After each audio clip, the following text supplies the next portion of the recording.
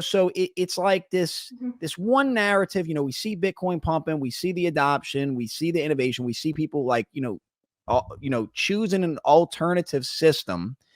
But on the other hand, we have, politicians that's supposed to represent us, these Elizabeth Mhm. Warrens, and is this attack on crypto? Is it just never going to end? Like, is this just like, Bitcoin's 200,000 and Elizabeth Warren's still on there saying that they're, using, North Korea's using it? I mean, it's hard to say, right? How long are they going to push this narrative? I mean, if they approve Bitcoin spot ETFs, can they really continue to approve this? And I really have a hard time believing that they're going to deny BlackRock. BlackRock gets what BlackRock wants, and there's so many other people in line for it.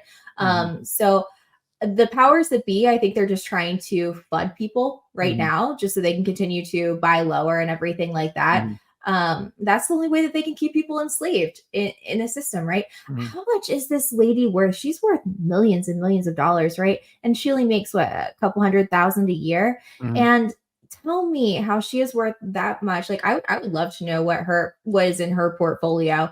But they want to know if I spend more than $600 in Venmo transactions or receive more than 600. You know what I mean? Yeah, Like, yeah. It's, but you think Pocahontas has a little Bitcoin portfolio? You think oh Elizabeth yeah. Warren's hodling some?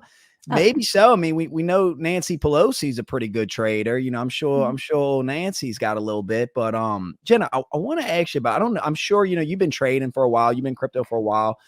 I'm sure this has happened to you. So you're out and about, you're at the grocery store, you're at the gym, you're at, at the restaurant, and you see an old friend, and first thing, they, know you're the crypto girl. So they bring up Bitcoin crypto. And the first thing they ask me is coin picks. And Mhm. I used to do it. I used to like, oh man, this coin, and then that never works. That never works because they're never happy with you, anytime. So what I start doing, and it works, when they ask me to coin picks, they ask me about crypto, I just ask them a simple question.